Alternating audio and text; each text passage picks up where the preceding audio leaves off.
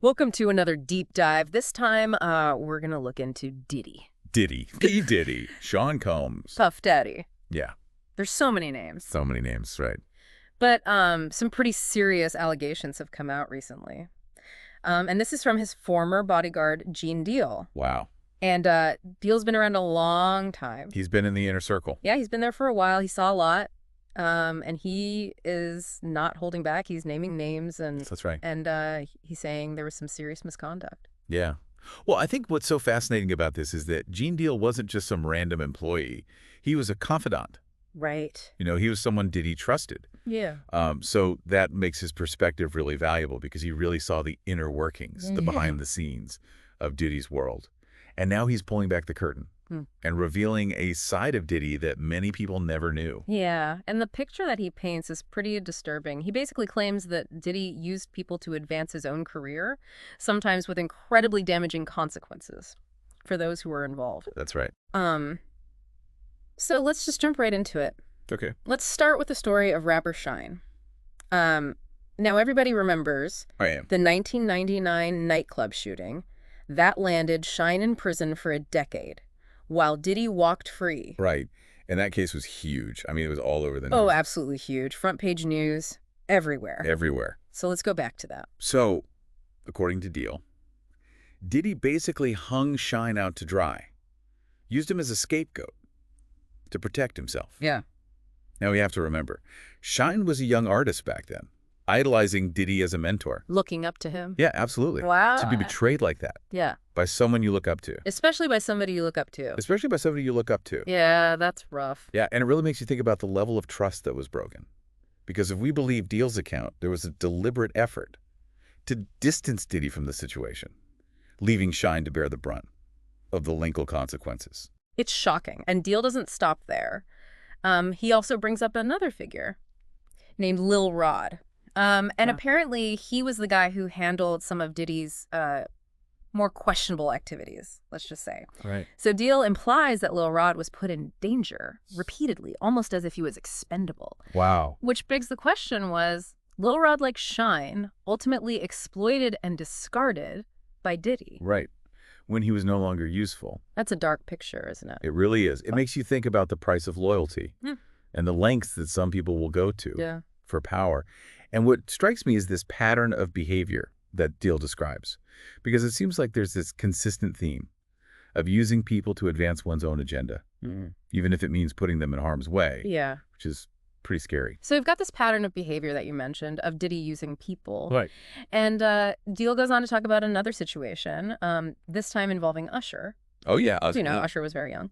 When his career took off. He was a teenager. I mean, barely. And that's where the concern comes in. Exactly. Because Deal claims that Usher was exposed to parties and situations that were completely inappropriate for somebody of his age. Too mature for him. Yeah, way too mature. Way too fast. And this was all while he was under Diddy's guidance. So Diddy was basically the one who kind of thrust him into this world. Yeah. That was way too mature for him. Way too fast. Yeah. And it really makes you wonder about the long-term effects of that kind of early exposure. Yeah. You know, how does it impact somebody's personal and professional development when they're pulled into an adult world before they're ready? Right. Think about the pressure to succeed in the music industry, the demands on these young artists. It's a lot to handle. For anyone. Even as an adult. Imagine experiencing that as a teenager. It must have been overwhelming. Absolutely. And Deal's account makes you question the responsibility of those who are in positions of power, you know, those who are supposed to be. Yes. The mentors and the guides. Did Diddy actually fulfill those roles? Or did he prioritize his own interests above Usher's well-being? And Deal seems to suggest that that is the case. He was prioritizing his own interests. And then he goes down an even darker path with these allegations about Tupac. Yep. Diddy's ties to organized crime. Yeah, this is where the story takes a very chilling turn, because the East Coast, West Coast rivalry in hip-hop during the 90s was incredibly volatile and dangerous. I mean, this is when Diggy was killed and Tupac was killed. Right. And there was so much tension. And Deal insinuates that Diddy may have actually played a role in escalating tensions with Tupac. which contributed to that dangerous environment. That ultimately led to Chris, that's a serious accusation. So is he suggesting that Diddy was like directly involved in the events that led up to Tupac's death? He doesn't explicitly state that, but he does suggest that Diddy's actions and involvement in that rivalry may have fanned the flames. It's a very murky area. Yeah. A lot of speculation, unanswered questions. Right. And then there's the organized crime element. He mentions the Black Mafia Family, or BMF. For those who aren't familiar, can you give us a little background on who BMF is? So the Black Mafia Family, BMF, they were a highly sophisticated criminal organization, and they were involved in drug trafficking, money laundering, all sorts of illegal activities. I mean, like, they were a dangerous group. They had a lot of power and influence and a reputation for violence. Okay, so Deal is basically implying that Diddy had connections to BMF, maybe for protection, Principally. maybe to gain some sort of advantage. Yeah, that's the implication. And it really raises serious questions about the lengths that Diddy was willing to go to protect himself, to have power, to have security, and to have influence, even if it meant associating with a very dangerous group. It paints a much darker picture than the one we're used to seeing, you know? Yeah. Because this isn't just about music anymore. We're talking about potential criminal ties. Right. It's incredibly unsettling if these claims are true. It makes you wonder how much of what we see from celebrities is carefully constructed image making. Yeah. And how much of it is reality. I think that's a great question. You know, because Gene Deal's account really forces us to reconsider everything we thought we knew about Diddy and how he built his empire. And it makes you wonder, how much do we really know about the people we admire? You know, the figures we put on these pedestals. What really lies beneath the surface? Okay, so we've heard a lot of pretty disturbing accusations from Gene Deal about Diddy abandoning Shyne, exploiting Lil Rod, exposing Usher to these really inappropriate situations as a minor, and then even possible ties to BMF. If even half of this is true, it really does change how we see Diddy. It really makes you question, you know, the whole narrative that's been presented over the years about him. But I think even more importantly, it really shines a light on some of the darker aspects of the music industry as a whole, you know? Yeah. It's easy to get caught up in the individual drama of all this. But you're right. There's a bigger picture here. I think that Deal's account, regardless of whether it's completely accurate or not, I think it forces us to consider the power dynamics that are at play behind the scenes in this industry. You know, it raises all these questions about exploitation, the pressure to succeed, and the lengths that some people will go to for fame and fortune.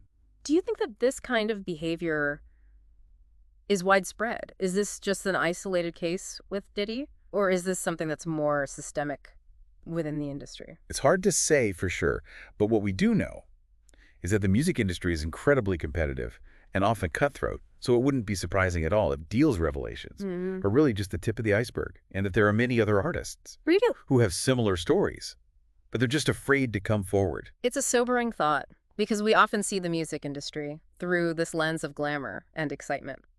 But these claims from Deal, they remind us that it's also a business. And it can be a business where people are used and discarded. Exactly. And I think that brings us back to the idea of celebrity. Right. We put these figures up on pedestals, but ultimately, they're human beings. Just like us, with flaws and vulnerabilities, and those flaws sometimes manifest in really harmful ways, especially when you have power and money involved. And if what Deal is saying is true, Diddy's actions really had a devastating impact on the lives of those around him. That's a really good point. I mean, we're not talking about just rumors or gossip here. These are very serious allegations that, if true, point to some very real-life consequences. And it really does raise that question, how much are we willing to accept in the name of entertainment? Yeah. How much are we willing to overlook? So where do we go from here? I mean, how do we reconcile all of this with how we see Diddy and the music industry as a whole? Well, I think the most important thing is to have these conversations, right? To not shy away from these uncomfortable truths that Deal's claims have really brought to light. We need to question the narratives that we're presented with, think critically about the power structures that are in place, and demand accountability from those in positions of power. It's really about looking beyond the surface. Right. And acknowledging that there's often a darker side to the stories that we tell ourselves about the people that we admire and the industries that we support. Absolutely.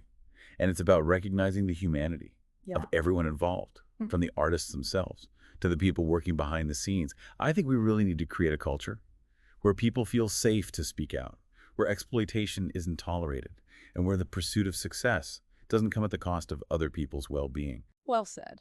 And to our listeners, we want to leave you with this question. How has this deep dive changed your perspective on Diddy and the music industry? What questions are you left with? And most importantly, how can we as consumers, as a society, contribute to a more ethical and equitable music industry? Some food for thought as we wrap up this deep dive